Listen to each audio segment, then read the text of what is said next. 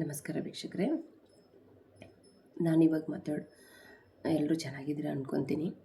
ಏನು ಗೊತ್ತಾ, ಕೆಲವೊಂದು ಸತಿ ಏನಾಗುತ್ತೆ, ನಾವು ಎಷ್ಟೋ ಜನರನ್ನು ಅಂದರೆ ಕೆಲವೊಂದು ಜನರನ್ನಂತೂ ತುಂಬ ಹಚ್ಕೊಂಡಿರ್ತೀವಿ. ನಾವು ಯಾರನ್ನ ತುಂಬ ಇಷ್ಟಪಟ್ಟಿರ್ತೀವೋ, ತುಂಬ ಅಂದರೆ ತುಂಬ ಮನಸ್ಸಿಗೆ ಹತ್ರ ಆಗಿರ್ತಾರೋ, ಅವ್ರು ಯಾವಾಗ ದೂರ ಆಗ್ತಾರಂತ ಗೊತ್ತಾಗುತ್ತೋ ಅಥವಾ ದೂರ ಆಗ್ತಾರೆ, ಆ ನೋವು ಎಷ್ಟು ಇರುತ್ತೆ ಅಂದರೆ ಅದನ್ನು ಅನುಭವಿಸಿದವ್ರಿಗೆ ಗೊತ್ತಿರುತ್ತೆ.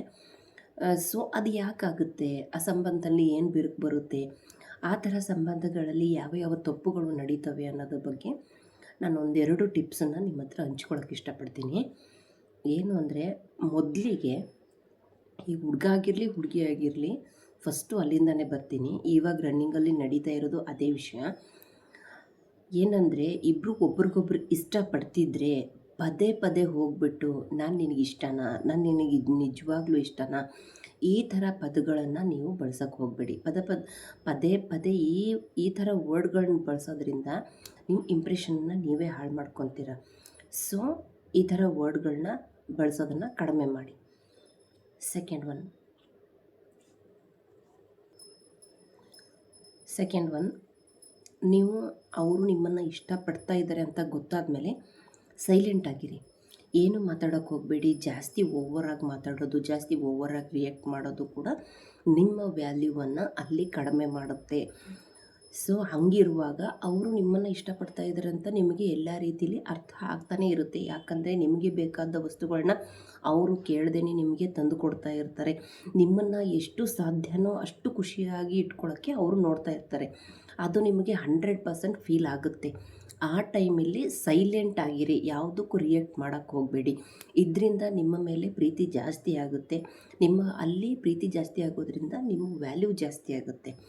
ಇನ್ನೊಂದು ಸೆಕೆಂಡ್ ಒನ್, ನೀವು ಏನಂದರೆ, ಇವಾಗ ಹುಡುಗ ಆಗಿರಲಿ ಹುಡುಗಿ ಆಗಿರಲಿ, ಹುಡುಗಿಯಾಗಿದ್ದರೆ ಹುಡುಗನ ಮುಂದೆ ಪದೇ ಪದೇ ಬೇರೆ ಹುಡುಗಿ ವಿಷಯ ತೊಗೊಂಡು ಬಂದು ಮಾತಾಡೋಕ್ಕೆ ಹೋಗಬೇಡಿ. ಬೇರೆ ಹುಡುಗಿ ಹೆಸರನ್ನು ಪದೇ ಪದೇ ಅವ್ರ ಮುಂದೆ ಹೇಳೋದ್ರಿಂದ ಅವ್ರ ಕಾನ್ಸಂಟ್ರೇಷನ್ ಚೇಂಜ್ ಆಗುತ್ತೆ. ಕಾನ್ಸಂಟ್ರೇಷನ್ ಚೇಂಜ್ ಆಗೋದ್ರಿಂದ ಅಲ್ಲಿ ಅವ್ರಿಗೆ ಇಂಟ್ರೆಸ್ಟ್ ಉಟ್ಕೊಳ್ಳುತ್ತೆ ಆ ವಿಷಯದ ಮೇಲೆ. ಸೊ ಹಾಗಿರುವಾಗ ಯಾವುದೇ ವಿಷಯನಾಗಲಿ ಪದೇ ಪದೇ ತಂದು ಅವ್ರ ಮುಂದೆ ಹೇಳೋದಾಗಲಿ ಮಾಡೋಕ್ಕೆ ಹೋಗಬೇಡಿ. ಆಮೇಲೆ ಫೋರ್ತ್ ಒನ್, ಅವರು ಯಾರ್ದಾದ್ರೂ ಜೊತೆ ಸ್ವಲ್ಪ ಕ್ಲೋಸ್ ಆಗಿ ಮಾತಾಡಿದರೆ ಅದನ್ನೇ ತಪ್ಪಾಗಿ ತಿಳ್ಕೊಂಡು ಪದೇ ಪದೇ ಅದನ್ನು ಇರಿಟೇಟ್ ಮಾಡೋದನ್ನು ಮಾಡೋಕ್ಕೆ ಹೋಗಬೇಡಿ. ಅವ್ರಿಗೆ ಪದೇ ಪದೇ ಅದನ್ನೇ ಕೇಳೋದ್ರಿಂದ ಇರಿಟೇಟ್ ಆಗುತ್ತೆ. ಆವಾಗೂ ಕೂಡ ಮೈಂಡ್ ಡೈವರ್ಟ್ ಆಗೋ ಸಾಧ್ಯತೆಗಳು ತುಂಬ ಇರುತ್ತೆ. ಸೊ ಇರಿಟೇಷನ್ ಅಂದರೆ ತುಂಬ ಇರಿಟೇಷನ್ ಆಗುತ್ತೆ ಆ ಥರದ ವಿಷಯಗಳಿಗೆ. ಅದೆಲ್ಲ ಮಾಡೋಕ್ಕೆ ಹೋಗಬೇಡಿ.